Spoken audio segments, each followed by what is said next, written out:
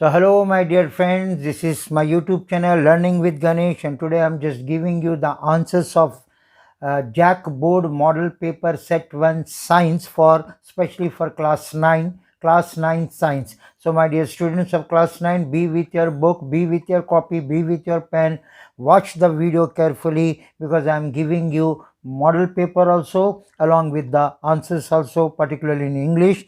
Now you see, before giving the examinations there are some instructions are there. You read these instructions very carefully.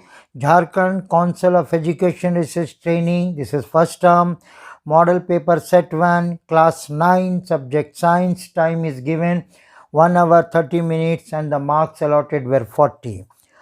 And remember the points.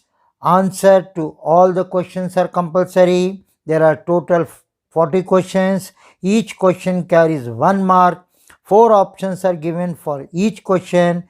Select the correct option, and remember, no minus marks will be deducted for the wrong answers.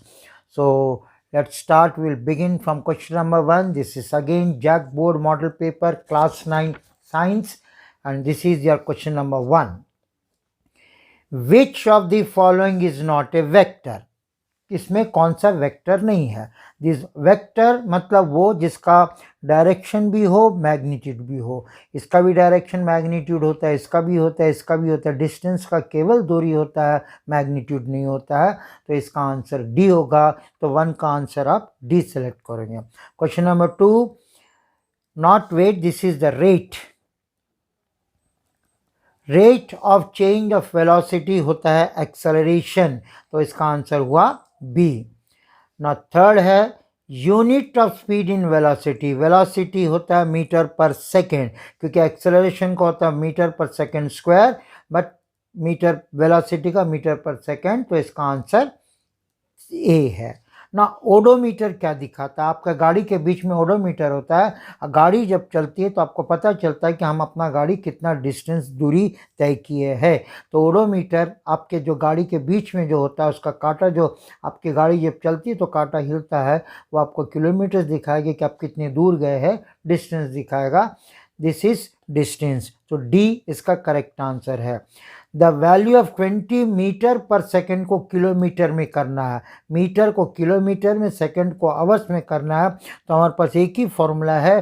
20 को आप 18/5 से करोगे, 5 4 जा, 4 को 18 से करोगे 32 2 7, तो 72 kilometre पर आवर. बी इसका आंसर है. Now question number 6, the speed of the car covering a distance of 15 metre, 15 metre की दूरी तय कर रही थी, तो अचानक 18 किलोमीटर के स्पीड से इंक्रीज कर गई है 36 किलोमीटर का. तो इसमें एक्सेलरेशन क्या हुआ है? अब एक्सेलरेशन को सॉल्व करके देखोगे 2.5 मीटर पर सेकेंड स्क्वायर इसका आएगा. इसमें थर्ड लॉ ऑफ मोशन जो होता है, third law of the equation, उसको इस्तेमाल करने से आपको ये आएगा. ठीक है. Now question number 7, the SI unit of force. Force का सिस्टम ऑफ इंटरनेशनल यूनिट क्या होता है? न्यूटन होता है. तो न्यूटन इसका आंसर है. एक्चुअली न्यूटन सी में था, नन ऑफ दिस लास्ट में होना था, बट इसको गलत लिखा गया है न्यूटन. बट जहाँ पर भी हो न्यूटन इसका ऑप्शन सही ऑप्शन है. 1 newton is equals to, 1 newton जो है वो किसके बराबर होता है? There are 4 options. 1 kg metre पर सेकेंड स्क्वायर, 1 kg सेंटीमीटर पर सेकेंड स्क्वायर, 1 ग्राम सेंटीमीटर पर second square, and 1 kg metre पर सेकेंड स्क्वायर. तो इसका 1 kg मीटर पर सेकेंड स्क्वायर, ए इसका ऑप्शन सही ऑप्शन है. ना question number 9, the mass of 3 bodies, A actual दिया जाता है, ए बी सी लिखा गया है रिस्पेक्टिवली. ए का 5 kg है, बी का 2 kg है, और 3 का भार 10 kg है. तो इसमें सबसे लीस्ट, LEAST, लीस्ट इनर्शिया किसका होगा? तो इन 5 to 10 में जो सबसे कम नंबर है उसी का लीस्ट होगा. तो सेकेंड 1, तो 2 kg इसका लीस्ट आंसर होगा. तो 9 का हुआ सेकेंड 1, बी इसका सही आंसर है. Now the value of acceleration producing by applying force of 1 Newton on 1 kg mass will be 1 meter per second square. 1 meter per second square, D इसका answer होगा. Okay. Now from Newton's first law of motion, Newton's के first law of motion से हमको क्या मिलता है? Definition of inertia. B इसका सही आंसर है। इनर्शिया का डेफिनेशन हमको newton's first law of motion से मिलता है। Now second, newton's law of motion gives the formula to measure. Newton के किस law, first law, second law, third law से हम फोर्स को मेजर कर सकते हैं? तो obviously from this second law. B इसका करेक्ट आंसर है। 12 का आंसर बी हुआ। 13, द वैल्यू ऑफ जी क्या होता है? 9.8 मीटर पर सेकेंड स्क्वायर। ये वैल्यू ऑफ जी का मतलब होता है एक्सेलरेशन ड्यू टू ग्रेविटी का यूनिट है, 9.8 मीटर पर सेकेंड स्क्वायर। सो 13 का आंसर बी हुआ। ना 14, the weight of a man of a mass 60 kg on the moon will be, यहाँ पे जी दे दिया है 10 ग्राम, 10 मीटर पर सेकेंड स्क्वायर यहाँ पे दे दिया जी का वैल्यू। तो मून में क्या होता है? अर्थ का जो होता है 1/6 वहाँ होता है। जब इसको हम कन्वर्ट करेंगे तो हमको मिलेगा 100 न्यूटन। तो इसका 14 का आंसर हुआ C. Next, when sugar is mixed with water while making syrup, sugar gets mixed with water, which property of particles represent? एक कौन सी प्रॉपर्टी को रिप्रेजेंट करता है? Question number 15। ये इंटरमॉलिक्यूलर स्पेस भी होता है, मैटर्स इन मोशंस भी होता है, इंटरमॉलिक्यूलर फोर्स भी होता है, ऑल ऑफ द अबव, यानी तीनों का तीनों है। तो आंसर क्या होगा? ऑल ऑफ द अबव होगा। तो डी इसका आंसर सही है। Now, which of the following is an example of a substance? एक पदार्थ का कौन सा है? आइडिया माने सब्सटेंस वही होता है, मैटर वही होता है जो जगह घेरता है, जिसका अपना वजन होता है। आइडिया का कुछ नहीं है, कोल्ड का कुछ नहीं है, अफेक्शन का कुछ नहीं, सॉफ्ट ड्रिंक, एक सब्सटेंस, एक पदार्थ है। सो 16 का आंसर सी हुआ, soft drink. The spontaneous mixing of a particles in two different substances is called diffusion. Diffusion ही होता है जब दो गैसेस स्पॉन्टेनियसली जब मिक्स हो जाते हैं, उस प्रोसेस को कहते हैं diffusion. What is mass per unit volume? Mass per unit volume को कहते हैं डेंसिटी। तो ए इसका आंसर है डेंसिटी। इसको डेंसिटी को आप लोग टिक करिएगा। Question number 18। ना क्वेश्चन नंबर 19 क्या है? 2 grams of hydrogen react with 16 gram of oxygen to form 18 gram of water. Which law does it represent? तो इसमें कौन सा लॉ रिप्रेजेंट करता है? ये लॉ ऑफ कांस्टेंट प्रोपोर्शन, क्योंकि 1:8 वाटर और ऑक्सीजन, हाइड्रोजन और ऑक्सीजन वाटर में हमेशा 1:8 होता है, उसका कांस्टेंट प्रोपोर्शन में। तो इसका आंसर बी इसका करेक्ट आंसर है। Now question number 20।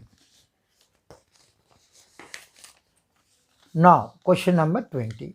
The ratio of mass of hydrogen and oxygen in water is always 1:8 होता है। तो इसमें हमको कौन सी लॉ दर्शाती है? ये भी लॉ ऑफ कांस्टेंट प्रोपोर्शन, वही लॉ दर्शाती है जो 19 में था, law of constant proportion. So B इसका आंसर है 20 का। Now come to question number 21। In what unit is the atomic mass measure? Atomic mass किस में मेजर किया जाता है? ये होता है यू, यूनिफाइड मास में हमको किया जाता है, नॉट नैनोमीटर। इट इज, इसमें हमको यू में हमको दिया जाता है। Question number 22। In what unit is atomic radius measure? Atomic radius किस में मेजर होता है? एटॉमिक रेडियस नैनोमीटर से मेजर होता है। Okay, nanometre. What is the smallest particle of a substance that can exist independently is called? सबसे actually ए भी answer है, बी भी आंसर है, तो आप ये atom he is the smallest particle आप लोग लिख सकते हैं, बट ऑब्वियसली मॉलिक्यूल भी आंसर इसका होता है। Okay, now what is the atomicity of water? Water का एटोमिसिटी क्या है? What is the atomicity of water? Water H2O है, तो 2H है, 1 है, टोटल मिला के 3 है, तो इसका एटोमिसिटी 3 होगा। इसका आंसर सी है। 26. Which of the following compound has atomicity 5? किसका एटोमिसिटी 5 है? ये कैल्शियम कार्बोनेट, इसका CaCO3 होता है, इसका एटोमिसिटी 5 है, तो इसका answer C is the correct answer. 25 का सी होता है। Write the formula of calcium hydroxide. Calcium hydroxide यहीं पर आपको दिख रहा है, कहीं आपको हाइड्रोजन H से कोई संबंधित नहीं है, सो सी इसका करेक्ट आंसर है, CaOH whole 2। Question number 27, find the molecular mass of nitric acid. Nitric acid का मॉलिक्यूलर मास क्या होता है?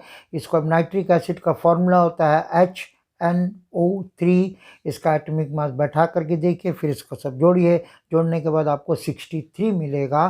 सो 27 का ए आंसर है 63। फूड डिस्कवर्ड सेल, ऑब्वियसली हमने सब पढ़ा है, क्लास 8 से पढ़ रहे हैं। रॉबर्ट हुक ने सेल को डिस्कवर किया था। Which of the following organism are unicellular? और यूनिसेलर मतलब जो केवल एक ही सेल का बना होता है, तो पैरामीशियम ऑब्वियसली एक ऐसा ऑर्गेनिज्म है जो एक ही सेल का बना होता है, पैरामीशियम। ना question number 30, what is the outermost layer of plant cell? Plant cell का बाहर के लेयर को हम क्या बोलते हैं? प्लांट सेल के बाहर के लेयर को हम सेल वॉल बोलते हैं। सेल वॉल एकदम outer covering of a plant cell. और वही अगर एनिमल सेल होता तो प्लाज्मा मेम्ब्रेन आपको लिखना पड़ेगा ना। Cell wall is made up of, cell wall किसका बना होता है? सेल वॉल सेल्यूलोज का बना होता है। तो 31 का आंसर हुआ आपका सी हुआ ना। 32, what is the process of cell membrane receiving its food and other substances from outside of the cell? बाहर से जब किसी को हम ये करते हैं तो उसको कहते हैं एंडोसाइटोसिस। सी का आंसर है एंडोसाइटोसिस, इसका आंसर है 32 का ना। 33, where in the cell is the information about genetic property? Genetic properties का सेल के अंदर न्यूक्लियस, न्यूक्लियस के अंदर में क्रोमोसोम्स, इस क्रोमोसोम्स में ही हमको जेनेटिक प्रॉपर्टी का इंफॉर्मेशन मिलता है। Now who makes lysosome? Lysosome कौन बनाता है? लाइजोसोम कौन बनाता है? ऑब्वियसली गोल्गी एपरेचर से लाइजोसोम को बनाता है। Okay, now question number 35। Now question number 35, cell form special group to perform a particular function. कुछ सेल मिलके एक ग्रुप बनाते हैं कोई पर्टिकुलर फंक्शन करने के लिए, तो that is called tissue. Tissue is known is the cell of the, tissue जो होता है ग्रुप ऑफ द सेल्स मिलके टिश्यू बनाते हैं। 35 का आंसर हुआ tissue. Now 36, which tissue is found in the apex of the stem? Stem के किनारे में, जो स्टेम को बढ़ाने का काम करता है, उस किनारे में कौन सा टिश्यू मिलता है? दैट इज मेरिस्टेमेटिक टिश्यू, इसको हम कहते हैं मेरिस्टम। ओके, तो मेरिस्टम।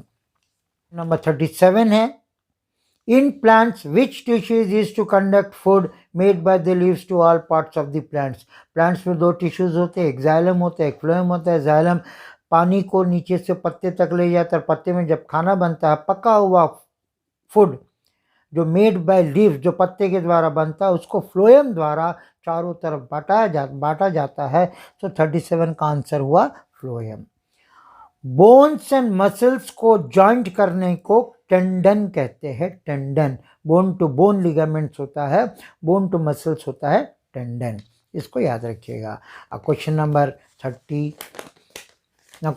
39 है, which tissue is found in coconut fibre? Coconut fibre में कौन सा टिश्यू पाया जाता है? स्क्लेरेंचाइमा।